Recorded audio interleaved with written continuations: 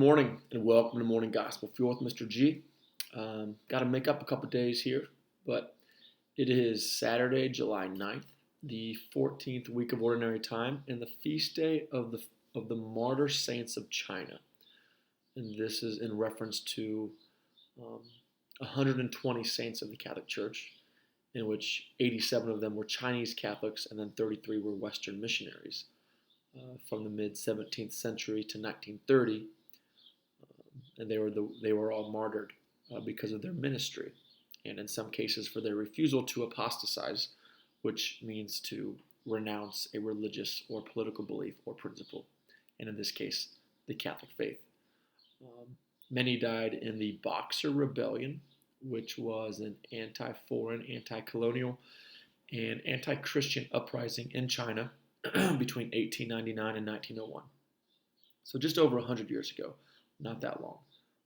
And we know about communist China going on right now in the world. It was an anti-colonial, the Boxer Rebellion was an anti-colonial peasant or rebel, where anti-colonial peasant rebels slaughtered 30,000 Chinese converts to Christianity, along with missionaries and other foreigners. So, even though 120 of them are recognized as saints, 30,000 of them were slaughtered, which is insane. Prayers for China and prayers of gratitude for living in the United States of America.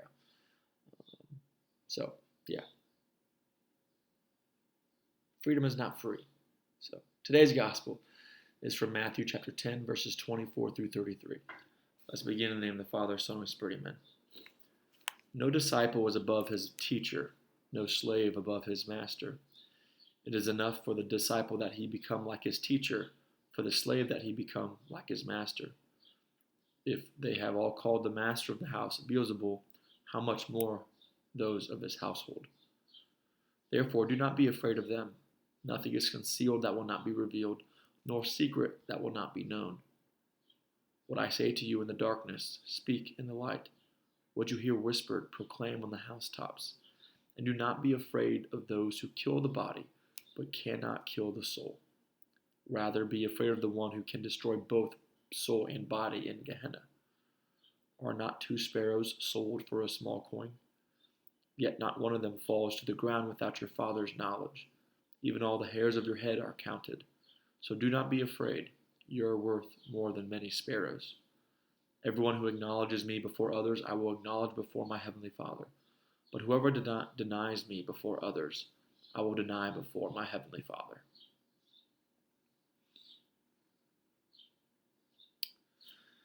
So we have Jesus talking to the disciples once again after he sends the 12 on mission. And this is entitled Courage Under Persecution, which is just oh so fitting to the feast day of the Martyrs of China, the Martyr Saints of China that I just talked about in the intro.